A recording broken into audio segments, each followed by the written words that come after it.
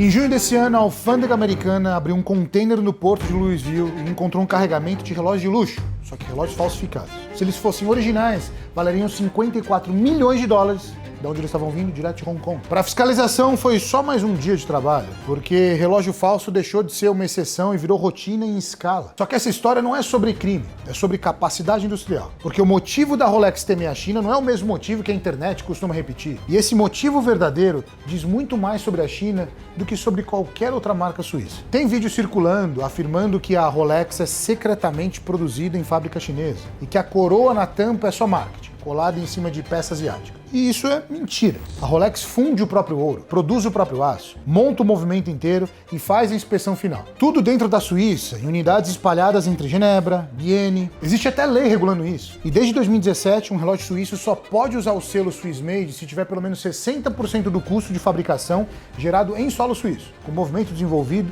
inspecionado e montado lá dentro. A Rolex passa longe desse mínimo. Se a marca estivesse escondendo fábrica chinesa, seria o maior escândalo do mercado de luxo em décadas. E aqui mora a ironia que ninguém comenta. A China nem precisa fabricar Rolex escondida para dominar esse setor, porque ela já domina a manufatura de relógio de outro jeito, muito mais impressionante do que qualquer teoria da conspiração. Em 1955, o governo chinês recém-formado convocou 4 artesãos, entre eles o veterano relojoeiro Jiang Shuwen, e encomendou o primeiro relógio nacional do país, produzido numa fábrica em Tianjin, batizada de Seagull. A missão nem era civil no começo, era militar, porque a Força Aérea Chinesa precisava de um cronógrafo próprio e não queria mais depender de uma peça importada. Levou anos de tentativa até sair o primeiro lote funcional, mas quando saiu, a China deixou de precisar comprar relógio de aviação de fora, tinha o próprio. 70 anos depois, a mesma empresa se tornou a maior fabricante de movimento mecânico de relógio do planeta inteiro, fornecendo hoje cerca de 25% de todo o movimento produzido no mundo. Não é movimento de relógio de plástico de quiosque, e sim peça que abastece marca suíça, marca alemã, marca americana, todas que precisavam de um fornecedor confiável em escala. E o mais impressionante nem é o volume, é a complexidade. Existe um grupo seleto de técnica em relojoaria considerado topo absoluto do ofício, reunindo turbilhão, repetição de minutos, calendário perpétuo, mecanismos tão intricados que a maioria das manufaturas suíças de peso jamais dominou as 3 ao mesmo tempo. A Seagull dominou, desenvolveu o próprio turbilhão internamente em 2005 e hoje é uma das únicas empresas do mundo, chinesa ou não, capaz de produzir as 3 técnicas dentro de casa. Um coletivo de historiadores da alta relojoaria já comparou a produção de peça complexa da Seagull ao volume que certas manufaturas suíças centenárias levam mais de um ano inteiro para alcançar. Ou seja, antes de falar de réplica, já vale registrar isso. A China não precisou copiar ninguém para virar uma potência de relógio. Ela construiu essa potência do zero, a partir de 4 artesãos numa encomenda estatal, em 70 anos, e o caminho até ali passou pela mesma receita que a China usaria depois em praticamente qualquer outra indústria pesada, que é comprar tecnologia estrangeira quando precisa, nacionaliza o processo o mais rápido possível e escala a produção até virar referência mundial em volume. E é essa capacidade de dominar o processo de manufatura extremamente complexo, em escala e com precisão, que também alimenta o outro lado da história, o lado que a internet adora sensacionalizar. E com razão em certo ponto, tá? No delta do Rio das Pérolas, entre Shenzhen e Dongguan, existe hoje o maior parque de manufatura de réplicas do mundo, funcionando como uma rede fragmentada de oficina especializada, onde cada componente sai de um fornecedor diferente. E se a fiscalização fecha uma oficina, a cadeia inteira já trocou de fornecedor antes de você terminar de ouvir essa frase aqui. Eu morei mais de 12 anos na China, boa parte desse tempo circulando perto dessa região industrial, e o salto de qualidade que aconteceu ali na última década segue exatamente a mesma curva de aprendizado que levou a China a dominar semicondutor, carro elétrico, robótica. Não tem mistério nacionalista nenhum nisso. É o mesmo ecossistema de fornecedor, mão de obra treinada e escala que faz a China ser boa em qualquer manufatura complexa que ela decida levar a sério. Seja ela legal ou, nesse caso, ilegal. Réplica de 20 anos atrás você identificava de longe, pelo peso errado, pela cor errada de um bezel, pelo movimento batendo no hora torto. O comprador desavisado caía na conversa, mas o colecionador experiente nunca caía, porque a diferença técnica saltava nos olhos em segundos. Hoje esse abismo técnico encolheu de um jeito que preocupa até quem trabalha dentro da própria indústria suíça. E a explicação não está em nenhum segredo industrial escondido, está simplesmente no fato que a mesma engenharia reversa que a China aplicou para dominar o chip, bateria, motor elétrico, também pode ser aplicada para dominar uma peça de relógio. Porque no fim das contas, é o mesmo tipo de problema de manufatura de precisão, só que resolvido fora da lei em vez de dentro dela. Ó, presta atenção, se essa análise está te prendendo, se inscreve no canal para mais vídeos assim.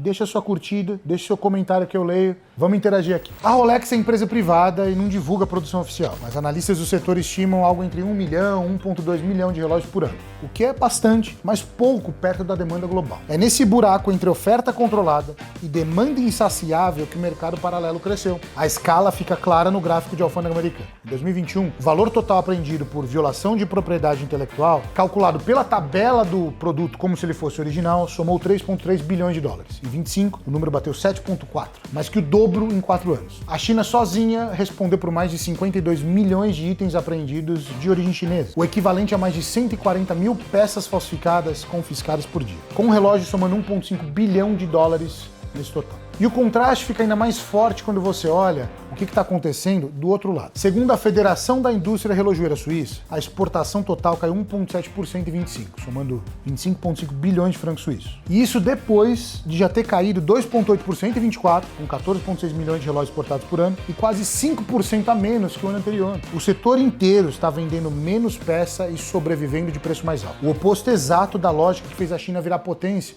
em tantos outros setores. E tem tarifa jogando contra também. Em agosto de 2025, os Estados Unidos chegaram a aplicar 39% sobre o relógio suíço importado, uma das taxas mais altas da economia já desenvolvida, derrubando a exportação suíça para os Estados Unidos em mais de 50% em setembro daquele ano. Em novembro, Suíça e Estados Unidos fecharam um acordo reduzindo a tarifa para 15%, mas o estrago dos meses anteriores já tinha sido feito. Do outro lado do mapa, a China constrói fábrica em movimento em escala industrial, domina a técnica que leva gerações para aprender e hospeda o maior polo de réplicas do planeta. E tudo com o mesmo músculo industrial. A Suíça criminaliza a fraude contra o selo Swiss Made. Os Estados Unidos e a União Europeia aprendem container atrás de container.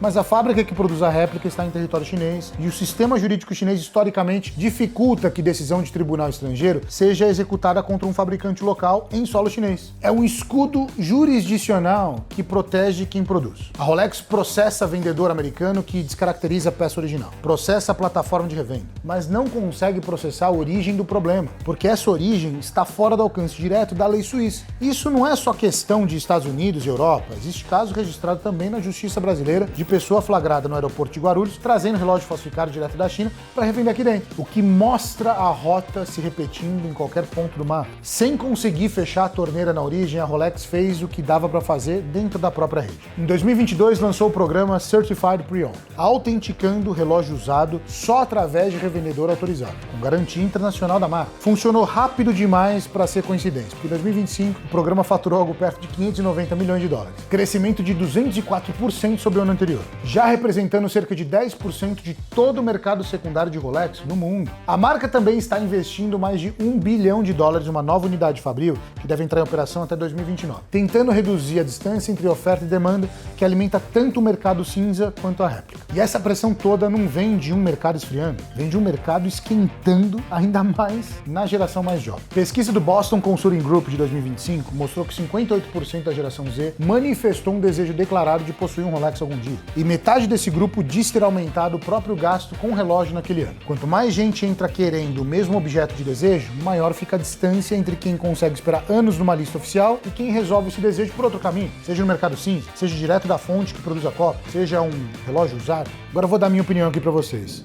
A indústria do falsificado movimenta muito dinheiro, alimenta muita gente que também quer ganhar num pedaço, ganhar no outro, alimenta gente suja que libera um container, alimenta o cara que vende como falso. E no final das contas, enquanto houver demanda, gente querendo comprar um relógio, gente querendo comprar uma bolsa réplica, um relógio réplica, vai ter gente para vender. Enquanto tem gente querendo comprar algo, sempre vai ter alguém disposto a pagar o risco e vender alguma coisa. O que é importante relevar é, a China sim é o exemplo para o mundo que fabrica réplicas. Esse talento natural deles por engenharia reversa, de copiar alguma coisa, entender o processo de manufatura, dividir isso em diferentes fábricas, deixar bem profunda a cadeia de supply chain, a cadeia de suprimentos, faz com que eles sejam imbatíveis. Neste caso, o governo chinês sim poderia enfatizar muito mais isso. poderia dificultar muito mais a compra de relógios falsos. Eu não estou julgando se você usa ou não. Tem muita gente que compra só porque gosta ou porque está falando que é parecido com um modelo bonito, mas tem gente que compra para fingir que é original. Eu acho que é aí que está errado, pelo menos no meu ponto de vista. E quando a gente pensa que a Rolex sim poderia colocar um chip, alguma coisa para autentificar exatamente os relógios, colocar um sistema online, ao mesmo tempo eles nunca fizeram isso por interesses obscuros que algumas pessoas falam, porque é muito fácil você usar esse tipo de bem, esse tipo de produto como uma lavagem de dinheiro. Você recebe um pagamento em relógios, em Rolex, é um bem que você sai para fora de um país para o outro carregando uma mala com muitos milhões ou milhares de dólares